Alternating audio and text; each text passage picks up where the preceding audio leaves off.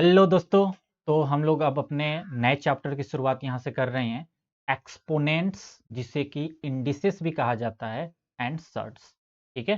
तो अभी तक हम लोग अपने अगर कोर्स में मैं जाकर आपको बताऊं तो हम लोगों ने अभी ये 2 चैप्टर कंप्लीट कर लिया। ठीक है। और अब हम लोग तीसरे चैप्टर की तरफ जा रहे हैं। नंबर सिस्टम वाली बात हो गई और ये बोडमास पे भी हमने एक लेक्चर बनाया है। एक ही लेक्चर आपके लिए पर्याप्त है।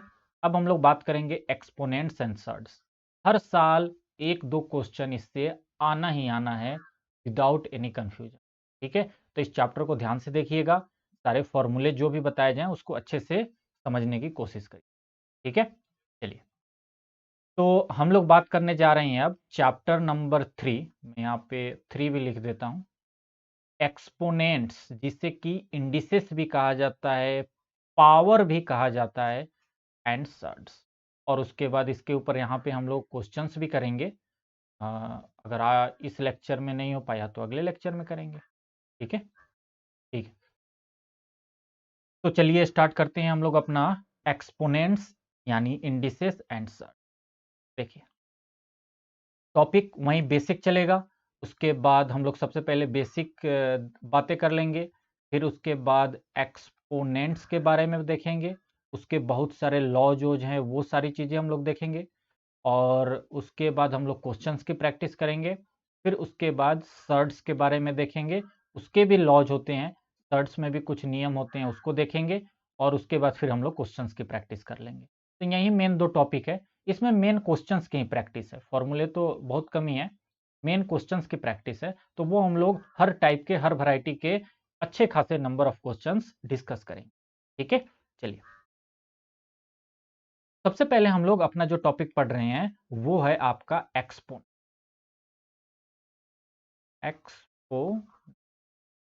जिसे कि इंडिसेस भी कहा जाता है। और अपने देसी लैंग्वेज में जो हम लोग जनरली यूज करते हैं, हम लोग इसको क्या कह लेते हैं? पावर भी कह लेते हैं। ठीक है ना। देखिए, जैसे सपोज करिए, लेट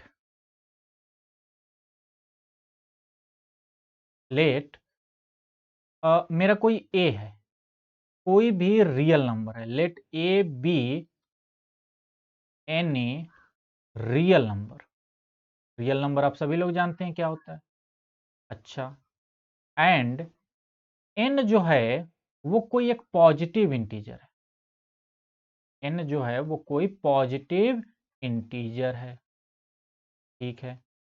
तो हमारा जो ये लिखने का तरीका है ना, ऐसे ए टू द पावर एन, इसी को हम लोग एक्सपोनेंशियल फॉर्म कहते हैं। ठीक है ना। Then a to the power n को ही हम लोग क्या कहते हैं? एक्सपोनेंशियल फॉर्म कहते हैं। और इसको रीड कैसे करते हैं? तो इसको हम लोग रीड करते हैं, रीड एज, ऐसे नॉर्मली भाषा में कहें तो हम लोग ऐसे कह देंगे, a to the power n, a to the power n, ऐसे कह देते हैं।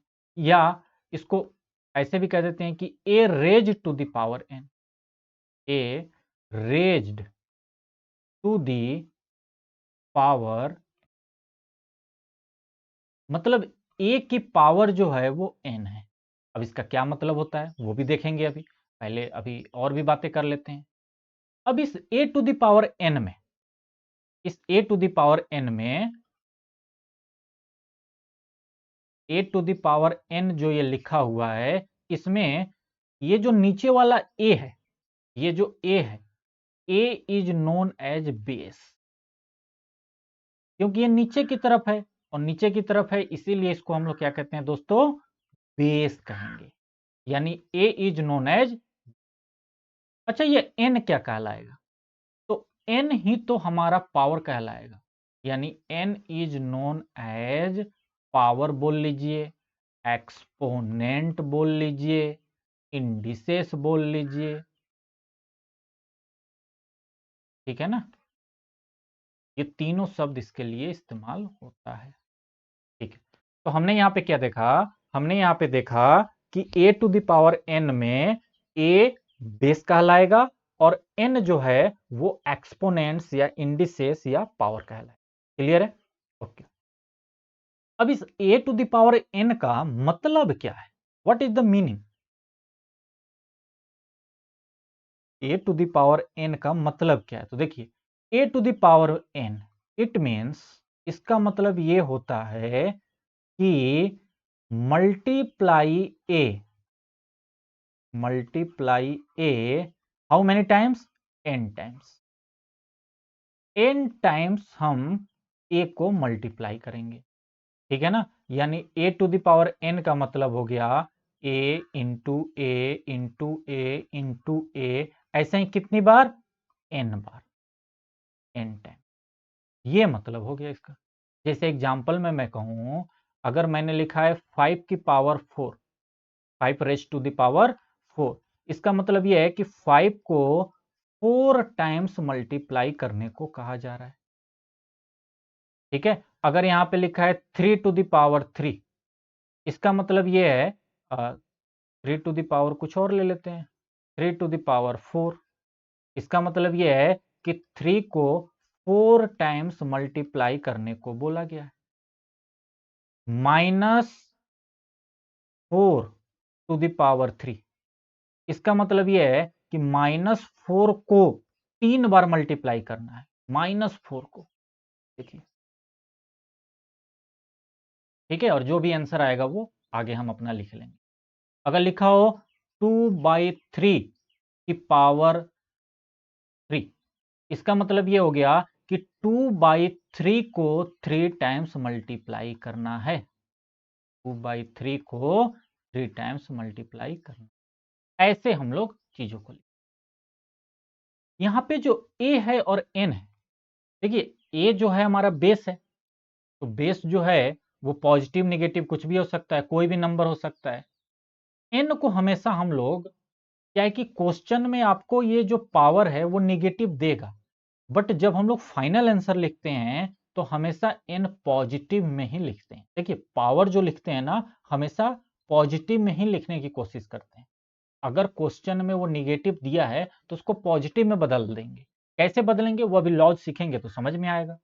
बट यहाँ पे मैंने ऊपर ही ये बात लिख दी है आपको कि ए जो है सो कोई भी रियल नंबर हो सकता है, यानी कि वो रेशनल भी हो सकता है, इरेशनल भी हो सकता है, कुछ भी हो सकता है।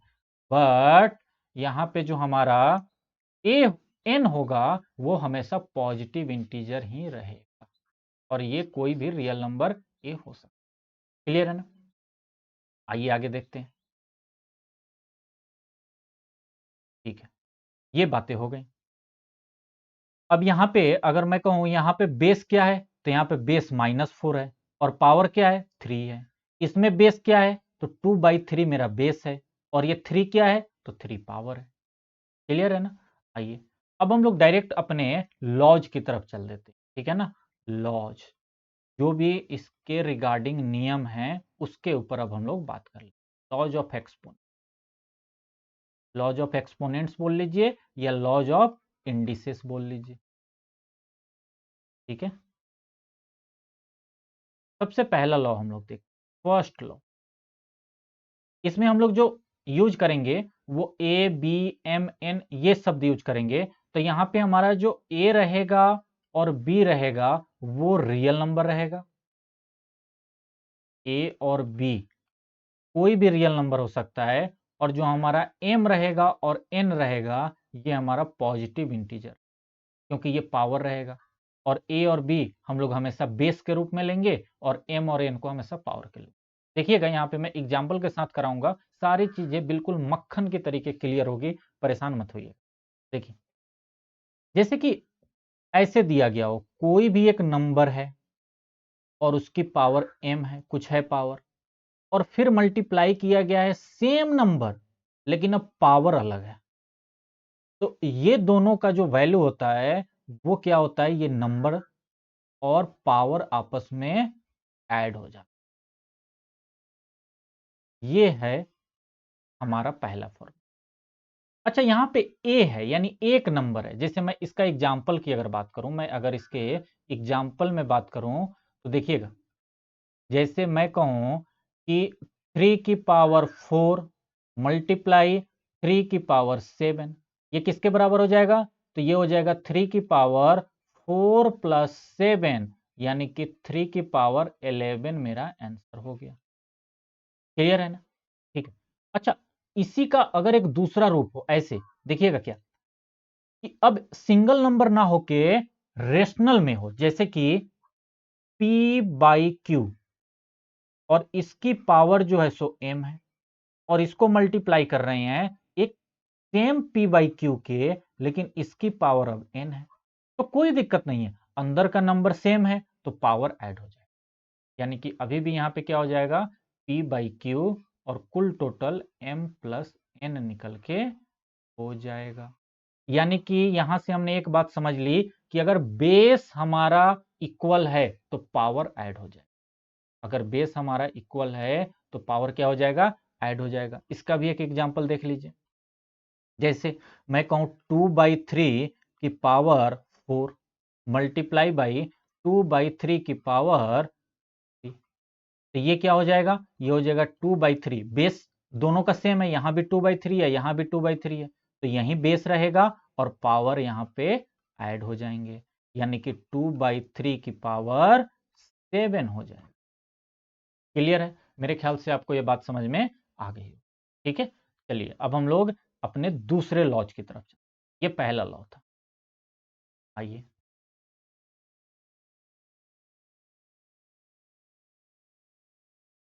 सेकंड लॉ को देखते हैं। देखिए सेकंड, अभी हमने क्या किया कि हमारे पास बेस को बराबर किया मल्टीप्लाई के रूप में, अब बेस सेम रहेगा लेकिन अब डिवीजन के रूप में रहेगा, जैसे a की पावर m है और डिवाइड है a, यानी बेस तो सेम है, पावर अलग अलग है। इसको ऐसे भी लिख सकते हैं कि a की power m divided by a की पावर n। तो यहां पे क्या होता है कि बेस सेम है तो बेस वहीं रहेगा और यहां पे पावर जो है वो डिफ्रेंशिएट हो जाएगा, मतलब पावर का हम लोग डिफरेंस ले लें, यानी m माइनस n कर। क्लियर है? यहां पे क्या कंडीशन है, बेस सेम है, पावर अलग अलग है, लेकिन डिवीजन का काम हो रहा है, इसीलिए सब्सट्रैक्ट हो जाए। अगर p/q के रूप में देखें, यानी कि रेशनल नंबर के रूप में, तो p/q की पावर मान के चलिए m है, इसको डिवाइड कर रहे हैं सेम p/q, यानी बेस तो सेम है लेकिन पावर अब अलग है, तो यहां पे क्या हो जाएगा, p/q और कुल टोटल पावर हो जाएगा m माइनस। देखिए जैसे सिंगल नंबर के लिए फॉर्मूला है वैसे ही रेशनल नंबर के लिए, यहां पे एक एक नंबर है, सिर्फ एक नंबर है, यहां पे फ्रैक्शन में है नंबर।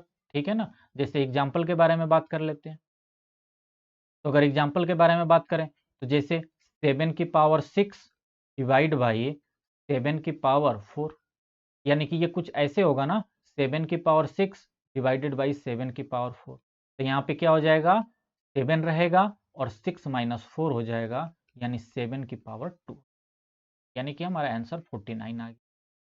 क्लियर है?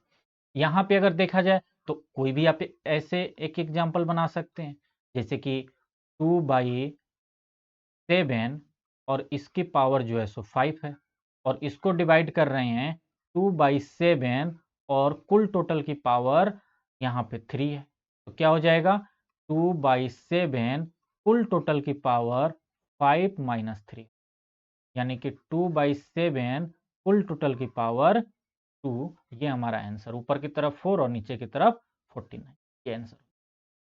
ठीक है ना? तो ये था हमारा रूल नंबर 2, लॉज नंबर 2 है। चलिए अगले लॉ की तरफ बढ़ते हैं।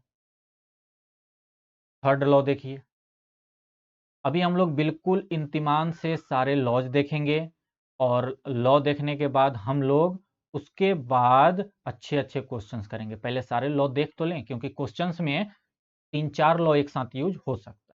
ठीक है ना? जैसे मान के चलिए कोई एक नंबर है a और इसकी पावर m है और फिर इस पूरे नंबर की पावर n है, तो ये दोनों पावर आपस में मल्टीप्लाई हो जाए, ये दोनों पावर आपस में क्या हो जाएगा, मल्टीप्लाई। अगर इसको हम लोग p/q वाले रूप में देखें, तो अगर मान के चलिए p/q है और इसकी पावर जो है m है और इस पूरे की पावर, इस पूरे की पावर n है, तो क्या हो जाएगा, ये p/q, ये पूरा रहेगा और m इंटू n हो जाएगा, यानी m और n आपस में क्या हो जाएंगे, मल्टीप्लाई हो जाएंगे। एग्जाम्पल के रूप में आप लोग देख लीजिए। अब तो मतलब कि अब बच्चों जैसी हालत हो गई होगी कि अब सारी चीज़ें बिल्कुल मक्खन के तरीके चल रही होगी, जैसे बच्चे होते हैं सारी चीज़ें। 5 की पावर अगर 2 है और ओवरऑल पावर जो है सो 3 है, तो यानी कि ये क्या हो गया, 5 की पावर 2 इंटू 3, यानी कि 5 की पावर 6 हो गया हमारा आंसर। ठीक है ना। कोई p बाई क्यू के फॉर्म में नंबर ले लीजिए, जैसे कि मैंने ले लिया 4/3 की पावर 2 और इसकी कुल टोटल पावर ले लिया -3। ठीक है, -3 देख के अब घबराना नहीं है, हमें क्या करना है, 4/3 करना है और ये दोनों नंबर को मल्टीप्लाई कर लेना है। ठीक है ना, यानी कि ये हो गया 4/3 और यहाँ पे -3 इंटू 2 -6। अब ये -6 को प्लस को 6 कैसे करेंगे वो अभी हम लोग आगे देखेंगे, बट आंसर तो यही आएगा। क्लियर है ना। फिर उसके बाद इस माइनस को प्लस कैसे करेंगे वो भी आगे हम लोग देख लेंगे। ठीक है, तो बस आपको क्या करना है कि अगर एक नंबर है उसकी पावर कुछ है और उस पूरे की पावर कुछ है, तो दोनों पावर को आपस में मल्टीप्लाई। अच्छा, इसकी भी पावर कुछ और हो, एम एन और पी हो, एम हो एन हो और फिर इस पूरे की पावर पी हो, तो क्या करना है, उसको भी मल्टीप्लाई कर लेना है। ठीक है ना, उसको भी क्या करना है, मल्टीप्लाई कर लेना है। यानी यहां पे हो जाएगा m into n into p, q हो तो इंटू क्यू, आर हो इंटू आर। मतलब कि पावर जैसे जैसे ऊपर जाता जाएगा वो आपस में मल्टीप्लाई होते। ठीक है ना, ये सिर्फ 2 के लिए नहीं, आगे के लिए भी वैल्यू। चलिए, हम लोगों ने लॉ नंबर 3 के बारे में बात कर ली, अब हम लोग बात करते हैं 4 के बारे में। 4 लॉ हमारा कहता है कि जैसे दो नंबर हैं a इंटू बी के फॉर्म में है और इस पूरे की पावर जो है सो m है, तो ये पावर जो है ना ये दोनों पे डिस्ट्रीब्यूट हो जाएगा, यानी a की पावर भी m हो जाएगा इंटू b की पावर भी m। अच्छा, एक बात और ध्यान रखिएगा, हर एक फॉर्मूले का ऐसा ना हो कि आप सिर्फ इधर से इधर वाली चीजें ही याद रखें, ना ना, इधर से इधर वाली चीजें भी याद रखिएगा। जैसे कि कहीं पर अगर a की पावर m इंटू बी की पावर m दिया हो, यानी कि पावर तो सेम है, बेस अलग अलग है, तो दोनों बेस को आपस में मल्टीप्लाई कर लेना है और पावर को पूरे पे लिख लेना। तो मैं ये कह रहा हूं कि अगर LHS इक्वल टू RHS है तो RHS इक्वल टू LHS भी तो होगा ना, तो एक कॉमन सेंस है। कई बार मैंने बच्चों को देखा है कि इधर से फॉर्मूला पढ़ाया जाता है तो सिर्फ इधर से ही दिमाग लगाते हैं, इधर से नहीं लगाते। थोड़ा सा कॉमन सेंस रखिएगा अपने पास, ठीक है ना। जैसे मैं यहाँ पे एग्जाम्पल करा देता हूँ, पहले ये फॉर्म भी लिख लें।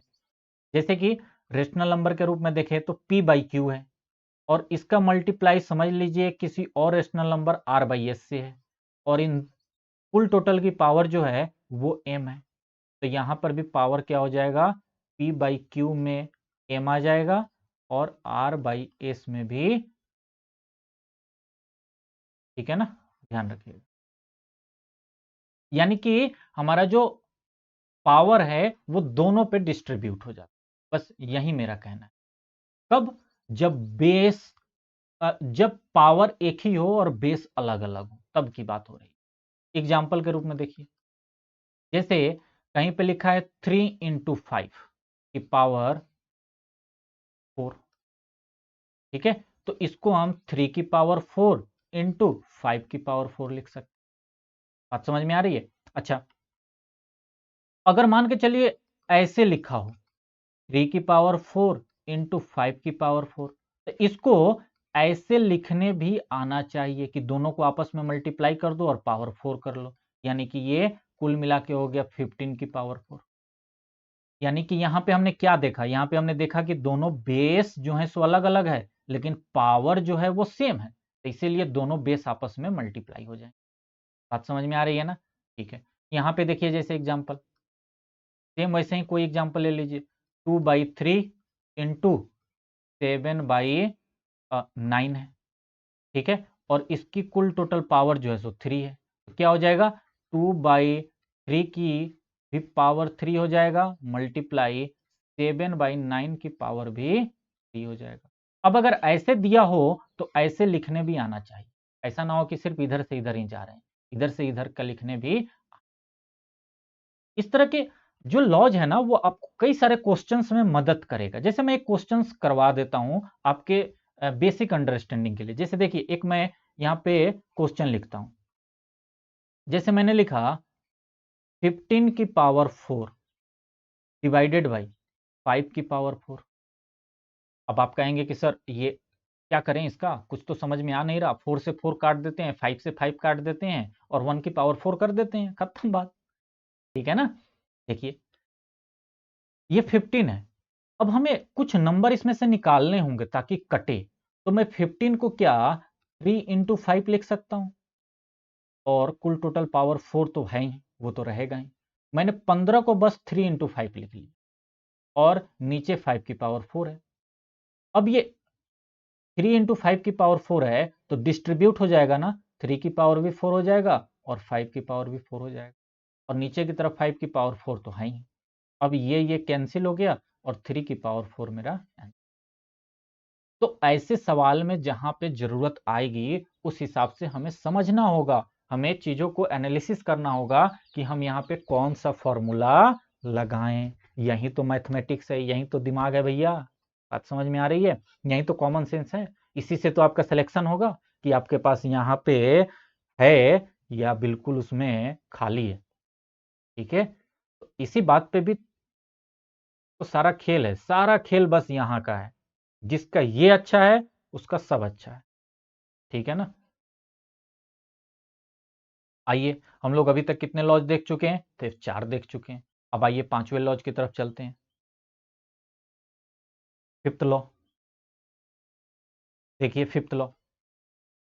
अब मैं एक सेकंड, मैंने यहाँ पे आपको ये वाली बताई है, a इंटू बी की पावर m बता दिया।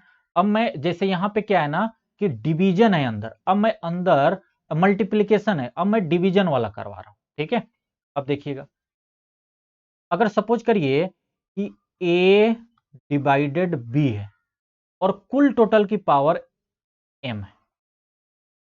ठीक है, यानी कि ये कुछ ऐसे होगा, a बाई बी की पावर कुल टोटल की पावर m। तो यहां पर भी पावर जो होगा वो डिस्ट्रीब्यूट हो जाएगा, a की पावर m हो जाएगा और b की पावर भी m। जैसे वहां मल्टीप्लिकेशन में पावर डिस्ट्रीब्यूट हो गया था ना, वैसे ही यहां पर भी डिस्ट्रीब्यूट। क्लियर है? अच्छा, अब उल्टा भी आपको आना चाहिए। अगर a की पावर m है, b की पावर m है, तो a बाई बी की होल पावर m लिखने भी आपको आना चाहिए। ठीक है ना। रेशनल नंबर में अगर हम लोग बात करें तो एक सपोज कीजिए कि p बाई क्यू है और दूसरा जो है सो r बाई एस है, और इस पूरे की पावर m है। तो हम लोग क्या करेंगे, p बाई क्यू की पावर भी m ले लेंगे और r बाई एस की पावर भी m ले लेंगे। ठीक है, ये रेशनल नंबर के फॉर्म में मैंने। ठीक है, एग्जाम्पल के द्वारा और अच्छे से क्लियर कर लेते हैं इस चीज को। जैसे कि मैं ऐसे लिखूं 5 डिवाइड बाई 7 और कुल टोटल की पावर 4। यानी कि मैंने यहाँ पे क्या लिखा है, 5 बाई 7 कुल टोटल की पावर 4। तो यहाँ पे क्या हो जाएगा, 5 की पावर भी 4 हो जाएगा और 7 की पावर भी। ये मैं कहने की कोशिश कर रहा हूं। ठीक है ना। तो मेरे ख्याल से ये बात आपको समझ में आ गई होगी कि अगर डिवीजन का मतलब क्या होता है, ए डिवाइड बी यानी ए बाई बी। ठीक है ना, तो वही चीज तो मैंने लिखी है। और सेम वैसे ही आप कोई भी रेशनल नंबर का एग्जाम्पल ले लीजिए और यहाँ पे लिख लीजिए, जैसे 2/3 और 11/13 ऐसे कोई है और इसकी कुल टोटल पावर जो है सो 4 है। तो हम लोग क्या करेंगे, 2/3 की पावर 4 कर लेंगे और 11/13 की पावर भी 4 कर लेंगे। ये हो गया फिफ्थ। 2-3 लॉ और हैं, ज्यादा नहीं है। ठीक है, अब हम लोग बात करते हैं 6 लॉ की तरफ। 6 देखिएगा, अगर कोई नंबर ए है और इसकी पावर -1 है, सिर्फ -1, तो क्या होता है, ये नंबर नीचे आ जाता है, यानी कि 1/a हो जाए। सेम वैसे ही p बाई क्यू के लिए, अगर सपोज कीजिए p बाई क्यू है और इसकी पावर जो है सो -1 है, तो यहां पे क्या हुआ, उल्टा हो गया है ना। अरे a था, a की पावर -1 था, इसका मतलब a बाई 1 की पावर -1 ऐसे लिख सकते हैं ना। तो हमने उल्टा कर दिया, a/1 को 1/a कर दिया, तो यहां पे भी उल्टा हो जाएगा। यहां पे क्या हो जाएगा, q/p की पावर 1, यानी कि कुल टोटल q/p। ठीक है, और यहां पर भी पावर 1 है, यानी कि ये कुल टोटल कितना हो गया, 1/a। ऐसे आप समझ सकते हैं।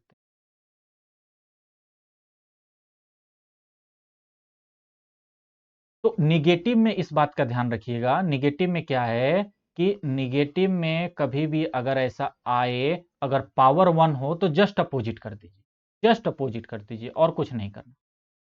जैसे एग्जाम्पल के रूप में देखिए, अगर कभी भी आ जाए 7 की पावर -1, इसका मतलब क्या है, ये 1/7। डायरेक्ट आप ऐसे लिख दीजिए, 7 की पावर -1 है तो 1/7 हो गया। ठीक है, 2/3 की पावर -1 है, इसका मतलब ये 3/2 है। क्लियर है ना। अच्छा, अब तो पावर 1 है, अब मैं कहता हूं पावर कुछ और होता तो मैं कहूं कि a की पावर -m होता तो क्या करते, तो कुछ नहीं करना है, वहीं उल्टा करना है, और पावर यहां पे 1 कर रहे थे ना, अब पावर m कर देंगे।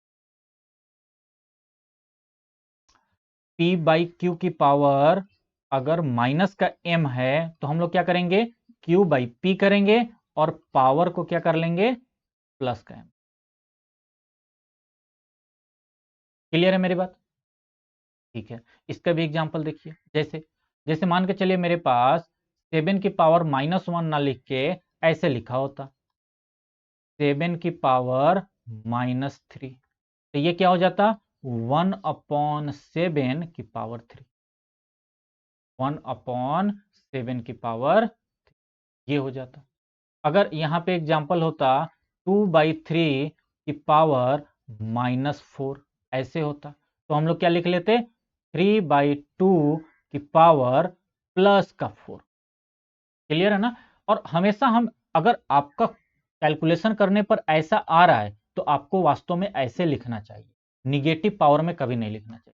अब जैसे ऊपर एक सवाल हम लोगों ने यहां देखा था ना, ये जैसे 4/3 की पावर -6 आया था, तो इसको क्या लिख सकते हैं, 3/4 की पावर प्लस का 6, उल्टा कर देंगे और पावर वहीं रहेगा। ये हमारा वास्तविकता, वास्तव में आंसर ये लिखना चाहिए एग्जाम में।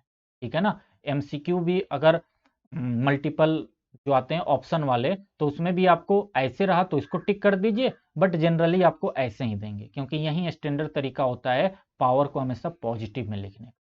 क्लियर है ना, तो ऐसे ही हमेशा हमें लिखना चाहिए। ठीक है, तो ये मैंने 6 और 7 आपको बता दिया। अभी मैं बहुत सारे क्वेश्चंस करवाऊंगा, आप देखिएगा, अब इतने क्वेश्चंस हो जाएंगे कि आपको सारी चीजें मक्खन के तरीके क्लियर होगी, क्रिस्टल क्लियर होगी बिल्कुल।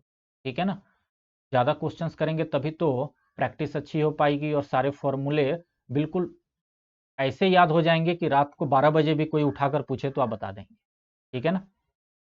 8th नंबर वाला एक फॉर्मूला देख लेते हैं, बहुत ही बेसिक सा फॉर्मूला।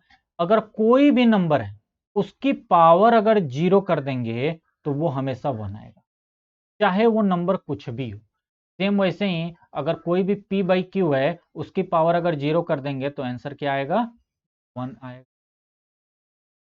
ठीक है ना। एग्जाम्पल के तौर पे देख लीजिए, अगर एग्जाम्पल के बारे में बात करें, 5 की पावर 0 कर देंगे तो भी 1 आएगा, 1 6 3 2 5, इस पूरे नंबर की पावर 0 कर देंगे तो भी 1 आएगा। ठीक है ना। 7/8 एक नंबर है, इसकी पावर 0 कर देंगे तो भी 1 आएगा। मतलब कि आप किसी भी नंबर की पावर अगर 0 कर देंगे, चाहे नंबर वो कुछ भी हो, उसकी पावर अगर 0 है तो आंसर 1 आएगा। क्लियर है ना। ओके, तो ये थे मेरे कुल टोटल 8 आइडेंटिटी, और इस 8 आइडेंटिटी को आपको अच्छे से दिमाग में याद रखना है, और एक बार इसकी अच्छे से प्रैक्टिस कर लीजिए। सबको कहीं लिख के एक बार अपने से प्रैक्टिस कर लीजिए। बहुत ही बेसिक सी आइडेंटिटी है, और कंफ्यूज नहीं होना है।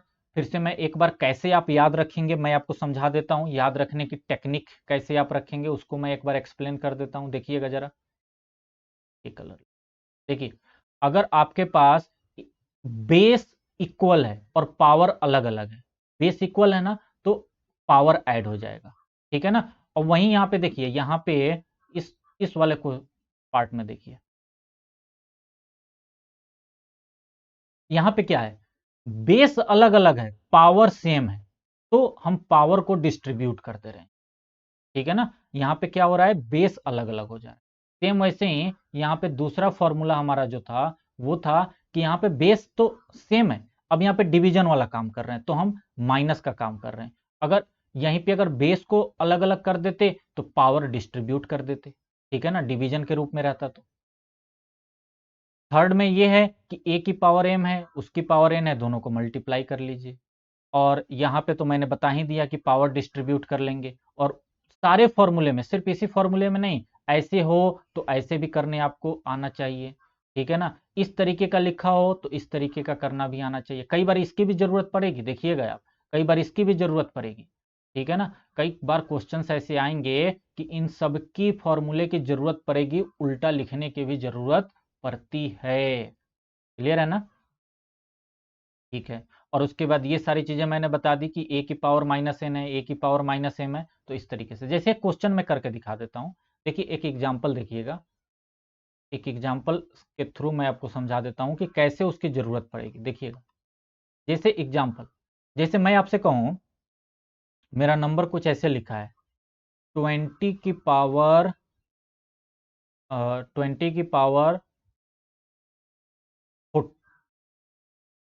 40 डिवाइडेड बाई 10 की पावर 40। अब यहाँ पे देखिए, अब इस 20 को मुझे 10 के टर्म्स में लिखना चाहिए ताकि कि मैं नीचे का सॉल्व कर पाऊं। बात समझ में आ रही है। ऐसे अगर लिख लूंगा तो मैं फटाक से उसको आंसर लिख लूंगा। इस टाइप का क्वेश्चन तो हम लोग वैसे भी कर चुके हैं। अगर मान के चलिए यहाँ पे भी 20 होता, सपोज कीजिए यहाँ पर भी 20 होता, ये भी 20 होता, तब तो डायरेक्ट क्या करते कि 20 40 माइनस 40 ये तो खत्म ही हो जाता, ठीक है। अब यहाँ पे 40 ना देके, यहाँ पे 40 ना देके मान के चलिए यहाँ पे 30 दे दिया, तो आप क्या करते, 20 की पावर 40 माइनस 30 करते, यानी कि 20 की पावर 10 आ जाता। ठीक है, एक ये भी तरीका है। अगर काट कूट करने की आप कोशिश करें तो आप ऐसे भी तो लिख सकते हैं 20 की पावर 40 डिवाइडेड बाई 20 की पावर 30। इसको आप ऐसे भी तो लिख सकते हैं कि 20 की पावर 30 इंटू 20 की पावर 10 और डिवाइडेड बाई 20 की पावर 30। मतलब अब मैंने यहाँ पे क्या किया, अब मैंने यहाँ पे उल्टा काम किया। ये जो 40 आया था मैंने 30 और 10 को उल्टा कर दिया। जैसे ए की पावर एम इंटू ए की पावर एन, ऐसे मुझे ऐसे लेके जाना है। अब ऐसे से मैं ऐसे लेके गया, 40 था, इसको मैं 30 और 10 में डिस्ट्रीब्यूट कर दिया, ये कैंसिल हो गया और 20 की पावर 10 बच गया। तो कहने का मतलब ये है कि आपको दोनों तरफ से अगर फॉर्मूले याद हों तो आसानी होगी।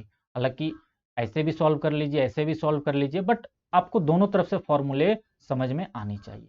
क्लियर है ना। अब नेक्स्ट वीडियो में हम लोग क्या करेंगे, अभी तक जो कुछ भी पढ़ा है उसके ऊपर हम लोग क्वेश्चंस की प्रैक्टिस करेंगे। यहाँ पे आपके क्वेश्चंस हैं और यहाँ से हम लोग फर्स्ट क्वेश्चन से स्टार्ट करेंगे। बेसिक से ही मैंने क्वेश्चंस रखे हैं, वहीं से हम लोग स्टार्ट करेंगे, ठीक है ना। चलिए, थैंक यू सो मच।